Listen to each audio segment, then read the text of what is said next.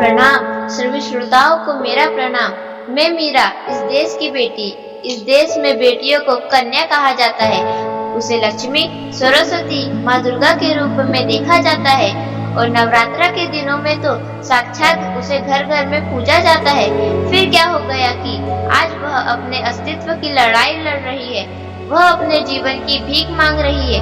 अरे, बेटी तो हर घर की शान है, उसी से घर में रोशनी है। बेटी तो घरों को जोड़ती है।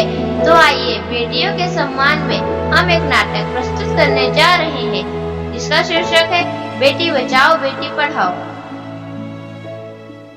मीरा, ओ मीरा, तुमने मुन्ना को कहीं देखा क्या? पता नहीं सुबह सुबह कहाँ चला गया। अभी उसने कुछ खाया भी नहीं, दूध भी नहीं पिया और स्कूल जाने की तैयारी भी तो करनी है। नहीं माँ, मैंने तो मुन्ना को नहीं देखा। मैं तो सुबह से बर्तन ही धो रही हूँ।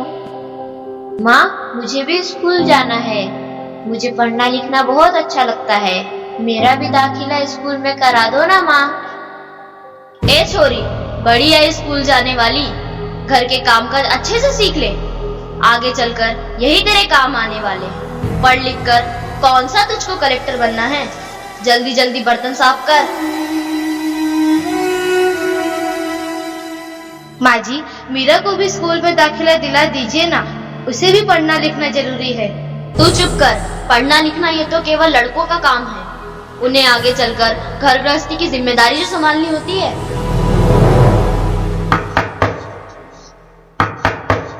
अरे, क्या हो रहा है? कौन किसकी जवाबदारी संभाल रहा है और हमारी मीरा बेटी क्यों रो रही है? देखिए ना डॉक्टर दीदी, दादी मुझे स्कूल ही जाने नहीं देती। कहती है तुझे पढ़ लिख कर क्या करना है, आगे चल के चूल्हा चौका ही तो संभालना है। अरे, यह तो बहुत गलत बात है माँ जी। क्या आपको नहीं लगता कि हम बेटियां भी पढ़ लिख कर आगे बढ़े? आज समाज बहुत आगे बढ़ गया है माँ जी। आप किस दुनिया की बात कर रही हैं? हम 21वीं सदी में जी रहे हैं। मैं आज ही टीचर दीदी से बात कर मीरा का दाखिला स्कूल में कराती हूँ।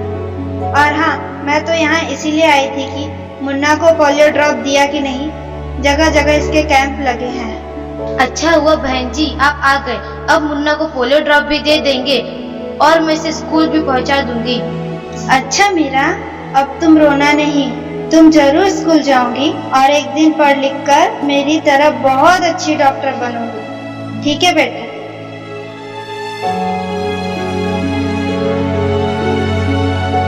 बहू, जरा एक गिलास पानी तो लाना।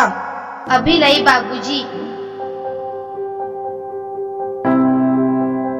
ये लीजिए बाबूजी। अरे ये देखो, अखबार में प्यारी बेटी के बारे में कितनी सुंदर कविता आई है। आओ मैं तुम्हें यह कविता पढ़कर सुनाता हूँ। कहती बेटी बाह पसार, मुझे चाहिए प्यार दुलार। बेटी की अनदेखी क्यों करता है निष्ठुर संसार। सोचो जरा हमारे बिन बसा सकोगे घर परिवार। गर्भ से लेकर यौवन तक मुझ पर लटक रही तलवार। मेरी व्यथा वेदना का अब हो स्थायी उपचार। जब माँ ही जग में न होगी तो तुम जन्म किससे पाओगे। जब बहन होगी घर आंगन में तो किससे रूठोगे, किसे मनाओगे। जब दादी नानी न होगी तो तुम्हें कहानी कौन सुनाएगा। जब कोई स्वप्न सुंदरी ही न होगी तो तुम किससे ब्याह रचाओगे। जब घर में बेटी ही न होगी तो तुम किस पर लाड़ लुटाओगे।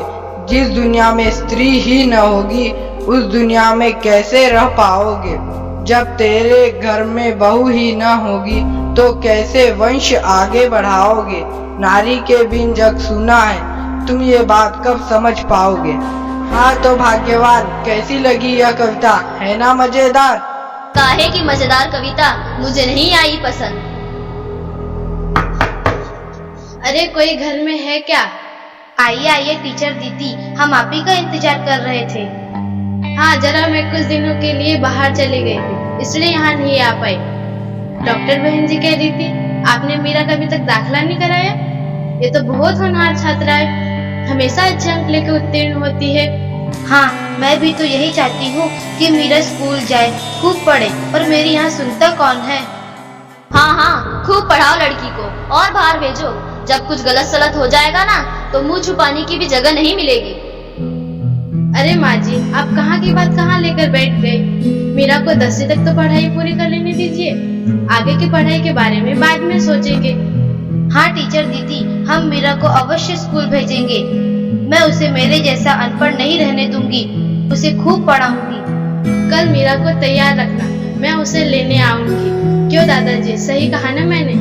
हाँ हाँ बेटा, बिल्कुल सही कहा। मैं तो कब से कह रहा हूँ कि मीरा को भी स्कूल जाने दो। प्रणाम दादाजी। प्रणाम बेटा।